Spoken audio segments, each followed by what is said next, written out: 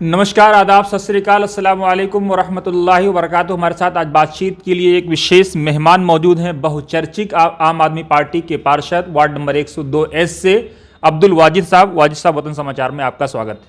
अस्सलाम वालेकुम। वाजिद साहब, सामने चुनाव है, पार्षद का चुनाव है, आपको लेकर के बहुत सारी चर्चाएं हैं। उन चर्चाओं के बीच में माना यह जा रहा है कि अब्दुल वाजिद साहब आम आदमी पार्टी के एक उभरते हुए बड़े चेहरे के तौर पर सामने आए। देखिए, जिस तरह से आम आदमी पार्टी की जो भी कार्यशैली है, हम अपना लगातार आम आदमी पार्टी के लिए काम कर रहे हैं और आगे भी जो भी पार्टी के आदेश होगा उसके इसी आधार पर हम पार्टी के लिए काम करते रहेंगे। अपने ओखला के लिए पूरी अपने वार्ड 102 में जो भी काम किया और जो ओखला की समस्या है उनको लेकर आगे बढ़ते रहेंगे और आम आदमी पार्टी में अपनी जो भी जिम्मेदारियाँ हमें पार्टी देगी उसे निभाते रहेंगे। भाई साहब, पिछले 5 साल में वो कौन से कार्य किए हैं जिनको लेकर के आप अगले 5 साल के लिए जनता के बीच में जाएंगे? देखिए, जैसा कि आपको मैं ये बताना चाहता हूँ कि वार्ड नंबर 102 अबुल फजल पूरा 95% अनऑथराइज एरिया हमारा लगता है। एक ओखला गांव जो ऑथराइज एरिया आता है, सिर्फ ओखला गांव ऑथराइज है। तो मैं आपको बताना चाहता हूँ कि जिस तरह से भी यहाँ पे हालात थे हमारे वार्ड के अंदर, जो पहले सफाई को लेकर भी मुद्दा था बहुत और कूड़ा नहीं उठता था गलियों से, उसमें मैंने काफ़ी हद तक काम किया है और ज़्यादातर लोगों के बीच में पहुँच के और जो रूट गाड़ियों के हमारे टिप्पर जो गली गली से टिप्पर कूड़ा लेते हैं उन पर हमारी लगातार नज़र बनी रहती है और सुबह से लेकर शाम तक, दोपहर तक जब तक वो काम करते हैं हम उन पर अपना कंटिन्यू नज़र रखते हैं। दूसरा जो डेवलपमेंट का काम है तो वो मैं आपको बताना चाहता हूँ कि ओखला गांव हमारा एक ऑथराइज एरिया है जो एमसीडी जहाँ पे अप्रूव्ड एरिया में रोड बना सकती है। तो मैंने ओखला गांव के अंदर 2017 में हम जीते थे चुनाव। 2017 के नवंबर में ही, अप्रैल में चुनाव जीत के आए थे तो नवंबर में हमने सबसे पहले ओखला गांव में काम करने का काम किया था, रोड बनाने का, जो 2017 नवंबर में से लेके अप्रैल 2018 तक हमारा काम चला था। उसमें ओखला गाँव में वो रोड बनवाए थे। उसके बाद एक जो ओखला हेड से तिकोना पार्क तक रोड जाता है वो भी हमने बनवाया। अभी रामलीला ग्राउंड का टेंडर हुआ है और टीटीआई रोड का जो मैं अब कराने जा रहा हूँ। 2 गेट मैंने ओखला गांव पे बनाए, एक तिकोना पार्क से मेन एंट्री है और एक कब्रिस्तान के सामने जो एक ओखला गांव में मेन एंट्री। क्योंकि डेवलपमेंट का पैसा मैं आपको बताना चाहता हूँ आपके चैनल के माध्यम से, क्योंकि वार्ड 102 का डेवलपमेंट का पैसा जो भी एमसीडी से आता सिर्फ और सिर्फ वो ओखला गाँव में लग सकता है ऑथराइज एरिया में। अनऑथराइज जो कॉलोनी हमारा अबुल फजल या शाहीन बाग में, उसमें माननीय विधायक जी के द्वारा और दिल्ली सरकार के जो कोई भी काम है वो सारा काम हमने विधायक जी से मिलकर कराया। आप कह रहे हैं कि बहुत सारी आपके पास अनऑथराइज एरिया हैं, लेकिन आपकी मजबूरी है, बहुत सारे काम नहीं हो पाए हैं। लेकिन उसके बावजूद आपके जो विरोधी दल हैं, विपक्ष है, जो वो ये आरोप लगा रहा है कि ओखला को आम आदमी पार्टी ने पिछले 5 साल में कूड़ादान बना दिया।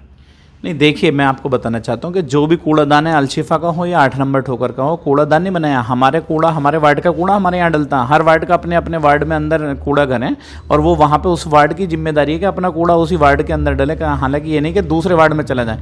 यूपी इरीगेशन के रोड हैं, जो चाहे अलशिफा वाला रोड हो चाहे कालिंदी कुंज वाला रोड हो, दोनों यूपी इरीगेशन के रोड हैं और वहाँ पर कूड़ा डलता है। जब से मैं पार्षद नहीं था उससे पहले भी, लेकिन हमने हमेशा उसे सुधारने की कोशिश करी है। बीच बीच में उसे टूट गया, पहले भी टीन लगवाए थे, मैंने जीता था और फिर अभी दोबारा उसने शेड से सही कराने का काम किया है और लगातार डेली कूड़ा डलता है दिन में और रात को हमारे कूड़ा वहाँ पर रोज डेली हम वहाँ से डंपर 10-10 डंपर कूड़े के भर के जाते हैं। 17 से 18 मैट्रिक टन डेली कूड़ा यहाँ से, मेरे यहाँ से वार्ड से जाता है और उन गाड़ियों को प्रॉपर तरीके से वो उठाएं, क्योंकि कूड़ा डालता रिक्शे वाले डालते ले जाके वो रोड पर फैला देते। कुछ परेशानियाँ हुई हैं, दुश्वारियाँ आई हैं, लेकिन हम उसे लगातार कोशिश कई बार करी कि हम पक्का स्ट्रक्चर बना लें, लेकिन यूपी इरीगेशन की जगह होने की वजह से वहाँ पर हमारे बीच में दुश्वारियाँ आई जो हम नहीं बना पाए। और उसमें लेटर हमारे, मैंने माननीय गौतम गंभीर जी सांसद हैं और आपके यूपी इरीगेशन के एक्सीएन हैं, उन्हें कई बार लेटर लिखा, उनसे कई बार मीटिंग भी हुई कि हमें एक पक्का स्ट्रक्चर बना दें एमसीडी से, लेकिन उन्होंने प्रशासनिक बात बता के हमें वहाँ से परमिशन नहीं दी बनाने की, क्योंकि वहाँ पर ढलाव घर नहीं बन पाया। इसलिए दोनों, अगर कोई ज़मीन एमसीडी की या डीडीए की कोई इस तरह की होती जो दिल्ली सरकार से लेके हम बना सकते थे, यहाँ पर पूरे मैं वो बताना चाहता हूँ कि शाहीन बाग और अबुल फजल जो पॉपुलेशन डेंसिटी पॉपुलेशन है, ज़्यादा पॉपुलेशन है, वहाँ कूड़ा भी ज़्यादा निकलता और दोनों का शाहीन बाग का 8 नंबर पर डलता और अबुल फजल का अलशिफा पर डलता। इसलिए दूसरी जगह हम कहीं भी शिफ्ट नहीं कर सकते कूड़ा घर, जगह न होने की वजह से ये दुश्वारी हमारे सामने आई है कूड़ा घर की, लेकिन हम हरगिज कोशिश करेंगे उन्हें बेहतर रखने की। भाई साहब, क्या आपको लगता है कि पिछले 5 सालों में आपके लिए कई कंपटीटर सामने आए आम आदमी पार्टी में, जो आपके मुकाबले में टिकटों की दावेदारी आम आदमी पार्टी से कर रहे हैं? नहीं, देखिए मैं आपको बताना चाहता हूँ कि पार्टी में टिकट मांगने का सबका हक है, कॉम्पिटिटर कोई नहीं है। अभी पार्टी के हर कार्यकर्ता की जिम्मेदारी, पार्टी के हक है, जो भी पार्टी का कार्यकर्ता अपना सबका हक है। मैं अपने लिए मांगूंगा, दूसरे अपने लिए मांगेंगे, जो भी पार्टी के जिम्मेदार कार्यकर्ता हैं। और वो मुझे किसी से कोई वो नहीं है, बिल्कुल भी किसी भी तरह का कोई, मैं किसी को अपना विरोधी नहीं मानता। जो टिकट मांग रहे हैं हर कार्यकर्ता की जिम्मेदारी है, हमारी पार्टी के अंदर खुला है, जो भी कार्यकर्ता टिकट मांग सकता है। टिकट मांगने में कोई दुश्वारी नहीं है, ना मुझे, मैं अपने लिए मांग रहा हूँ, वो अपने लिए मांग रहा हूँ। मेहनत करनी है, जिसे भी पार्टी अच्छा समझेगी और जो बेहतर होगा उसे पार्टी टिकट देगी। मैं भी उसी लाइन में और दूसरे भी उसी लाइन में, तो मुझे उससे कोई दुश्वारी नहीं है किसी भी तरह की। एक और चीज़ सामने आ रही है कि वाजिद साहब अगले सालों में विधायक के उम्मीदवार आम आदमी पार्टी से बन सकते हैं। नहीं, देखिए ऐसा है, अभी काउंसलर का चुनाव है, विधायक के चुनाव के 3 साल हैं और माननीय विधायक अमानतुल्लाह खां हमारे यहाँ से जीते हुए हैं आम आदमी पार्टी के, और भारी बहुमत से जीते थे। ऐसी कोई बात नहीं है, ये किसी भी तरह की अफवाहें लोग फैलाते हैं, विपक्ष वाले करते हैं। अभी काउंसलर का चुनाव है, मेरा फोकस पूरा काउंसलर के चुनाव पर है। अच्छा, किन मुद्दों को लेकर के आप चुनाव के बीच में जाएंगे? देखिए, मैं जैसा कि आपको बताना चाहता हूं कि आपके चैनल के माध्यम से, जिस तरह से 15 साल में भारतीय जनता पार्टी की दिल्ली के अंदर एमसीडी में सरकार रही है, और जो परेशानियां और दुश्वारियां हमारे काम करने में दिल्ली सरकार को आ रही हैं पिछले, क्योंकि 7 साल से दिल्ली में आम आदमी पार्टी की सरकार है, और एमसीडी की और दिल्ली सरकार की जो लड़ाइयां रहती हैं, रोड यहाँ पे बनेगा, यहाँ नहीं बनेगा, और दुश्वारियां पैदा होती हैं, जिस तरह से बजट को लेकर और जिस तरह से पूरे एमसीडी को खोखला कर दिया भारतीय जनता पार्टी ने, उसके खिलाफ हम पूरे दिल्ली के अंदर ये जन समर्थन से चुनाव लड़ रहे हैं। आम आदमी पार्टी इस टाइम अपना परचम लहराएगी। आम आदमी पार्टी इस बार दिल्ली के अंदर पूरे पूर्ण बहुमत से, क्या कहते हैं, एमसीडी में, तीनों एमसीडीओ में आने जा रही है।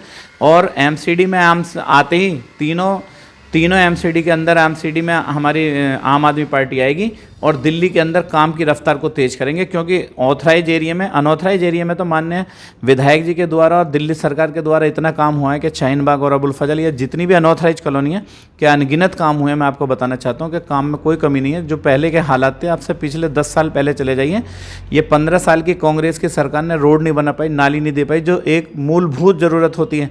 स्कूलों की हालत इतनी बद से बदतर थी, चाहे कोई स्कूल हो, डिस्पेंसरी हो, हॉस्पिटल की हालत बद से बदतर थी। 15 साल राज्य सरकार रही, 15 साल का सिंहासन कांग्रेस का आम आदमी पार्टी ने तोड़ा था दिल्ली के अंदर, और 15 साल का भारतीय जनता पार्टी का सिंहासन तोड़ने जा रही है आम आदमी पार्टी इस टाइम, इस वाले एमसीडी चुनाव में 2022 में, और जीत का परचम लहराएंगे और डबल इंजन की सरकार यहाँ पे फिर चलेगी।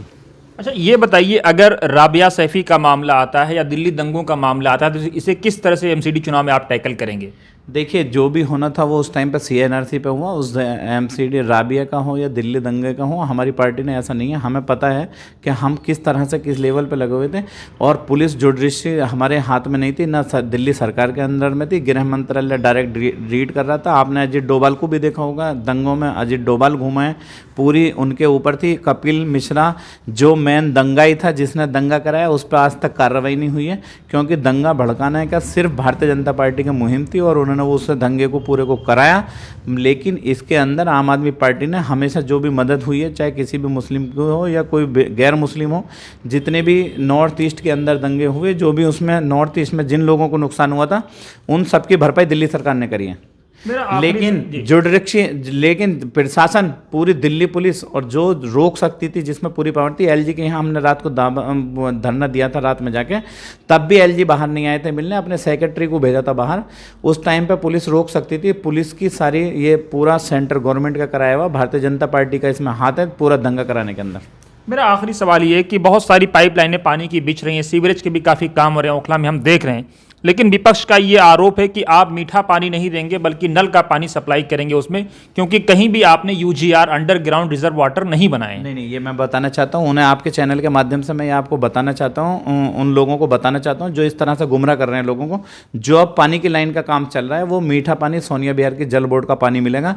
वो ओखला होली फैमिली से हमारा जो स्कूल है एमसीडी का टेंट वाला स्कूल, वो जल बोर्ड की ज़मीन में, वहाँ पे टैंक बनेंगे, वहाँ से पानी वहाँ आएगा। अबुल फजल और शाहीन बाग के लिए, दोनों के लिए सप्लाई वहाँ से होगी। जो भी अंदर, उन्हें पता नहीं है पानी की लाइन डालने का, क्योंकि हमारे यहाँ पानी की लाइन एक भी गली में एक भी फिट पानी की लाइन ही नहीं थी शाहीन बाग अबुल फजल के अंदर। तो पानी की लाइन का प्रोजेक्ट ही हमारा 1.5-2 साल का है, कम से कम 1.5 साल का प्रोजेक्ट है कि 1.5 साल के अंदर हम पानी की गली गली के अंदर लाइन डालें। और मैं उन्हें बताना चाहता हूँ कि वो इस र्यूमर फैलाना है, कोई किसी भी बोरिंग से पानी नहीं दिया जाएगा, कोई बोरिंग का कोई प्लानिंग नहीं है। पानी सोनिया बिहार वाला पानी जो होली फैमिली से लाइन होकर गुजर रही है, वहाँ से हमारी कनेक्ट होकर अबुल फजल वाले स्कूल के अंदर टैंक बन रहे हैं। टैंक का वहाँ भी काम शुरू होने वाला है, बड़े बड़े टैंक बन रहे हैं। वहाँ पे पहले पानी स्टोर होगा, उसके बाद वहाँ पे पंप लगेंगे, जो पंप से अबुल फजल और शाहीन बाग के अंदर बड़ी बड़ी लाइनें डलनी है। 450 मैं जो भी ये कह रहे हैं, अगर उनसे रूमर ये पूछ लेना कि 450 mm 550 mm का डाया जो हमारा बोरिंग का डल रहा है, क्या बोरिंग में इतना पानी बोरिंग से फेंक सकता है क्या? वो बोरिंग 4 इंची 4.5 इंची की लाइन से ज़्यादा बोरिंग में पानी नहीं जाता, उन्हें बता देना। 750 mm की लाइनें डली हुई हैं, देखेंगे आप रोड पे, हरी कोठी वाले पे भी हमारी बड़ी बड़ी लाइनें डली हुई हैं। 750 की 650 450 वो हमें सोनिया बिहार का मीठा पानी का प्लांट है, वो स्कूल के अंदर हमारे के जो MCD का स्कूल है वो दिल्ली जल बोर्ड की ज़मीन है, तो उसी के अंदर हमारे टैंक बन रहे हैं बड़े बड़े, वहाँ पर स्टोरेज होकर वो पूरी दोनों कॉलोनियों में सप्लाई होगी। आखिरी मेरा सवाल, ब्रीफ में ये बताएं कि इन तमाम बातों के बावजूद आरोप प्रत्यारोप के बीच वो कौन से इश्यूज़ होंगे जो अगले 5 सालों में आप हल करेंगे? देखिए, मैं आपके चैनल से माध्यम से ये बताना चाहता हूँ कि जिस तरह से दिल्ली के अंदर हमारी पार्शलिटी हुई है पिछले 5 सालों में, भारतीय जनता पार्टी की MCD में सरकार थी, हम लगातार हाउस में और अपने जो भी हमारी जोन की मीटिंग थी उनमें हम अपना मुद्दा उठाते रहे कि कर्मचारियों की हमारे यहाँ कमी है। 102 कर्मचारी तकरीबन मेरे यहाँ पर हैं, उसमें भी 2-4 रिटायर हो गए, 2-4 डेथ, तो 98 के करीब अभी बचे हैं। 4 कर्मचारी हैं, 98 कुल कर्मचारी हैं हमारे यहाँ। तो पार्शलिटी है, जहाँ पे भारतीय जनता पार्टी के ऑथराइज वार्ड हैं जो हमारे जोन के अंदर, वहाँ कहीं 750 कर्मचारी हैं, कहीं 450 कर्मचारी हैं।